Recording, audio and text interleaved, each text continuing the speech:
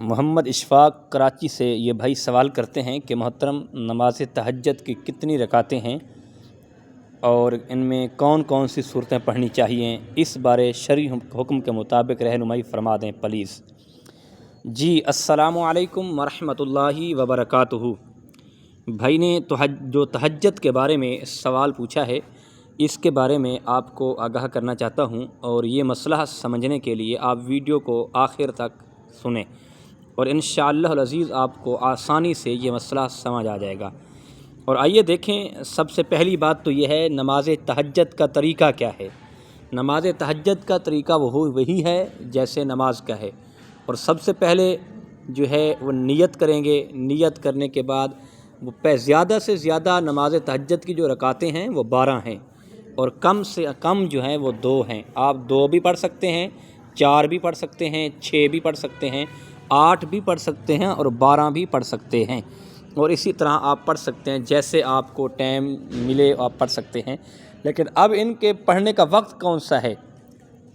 سحری کے ٹائم کا وقت ہے یا اس سے پہلے بھی پڑھ سکتے ہیں؟ تو اس بارے کیا حکم ہے؟ اور دیکھیے، عشاء کی نماز جو ہے، عشاء کی نماز پڑھنے کے بعد جب آپ تھوڑی دیر کے لیے بھی آرام کے لیے سو جاتے ہیں، آپ 10 منٹ کے لیے بھی سو جاتے ہیں، آدھا گھنٹہ بھی سو جاتے ہیں، اور اس کے بعد پھر جب آپ کی جاگ ہوتی ہے، آپ بیدار ہوتے ہیں، تو آپ بعد میں پڑھ سکتے ہیں، اس میں کوئی حرج نہیں ہے۔ اور افضل طریقہ جو ہے وہ آپ تہجد کا وقت جیسے سحری کا وقت ہوتا ہے اس وقت پڑھیں۔ اور اب ان کو پڑھنا کیسے ہے؟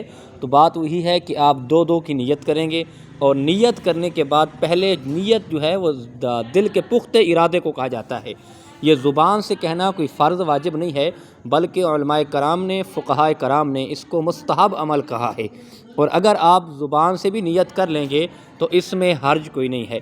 اس کے بعد جو ہے آپ ترتیب کے ساتھ سورت پہلے ثنا پڑھیں گے، ثنا پڑھنے کے بعد پھر سورت فاتحہ پڑھیں گے، اور سورت فاتحہ پڑھنے کے بعد پھر سورت اخلاص پڑھیں گے، اور اس میں آپ کوئی سورت بھی پڑھ سکتے ہیں۔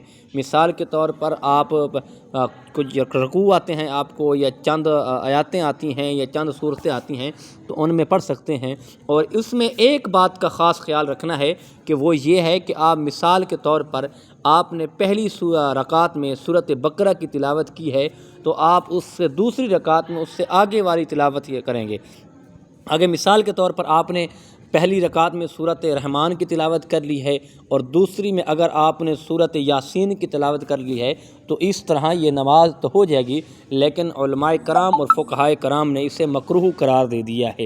اور آپ پہلی رکعت میں سورت رحمان کی تلاوت کریں، اور دوسری رکعت میں آگے جو بھی سورت چھوٹی پڑھنا چاہیں تو آپ پڑھ سکتے ہیں، اور جو آسانی سے، لیکن کوشش کریں پہلے والی جو رکعت میں جو سورت پڑھیں اس سے آگے دوسری رکعت میں اس سے آگے والی سورت پڑھیں، پیچھے والی نہ پڑھیں، تو اس لیے یہ آپ کو آسانی ہو جائے گی۔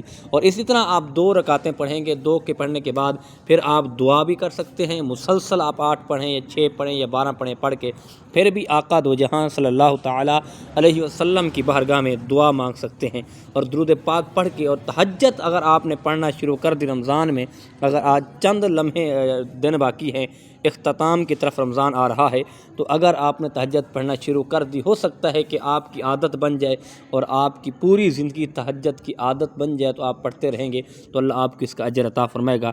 اللہ ہم سب کا حامی و ناصر ہو، اللہ ہم سب کو نماز پڑھنے کی توفیق عطا فرمائے۔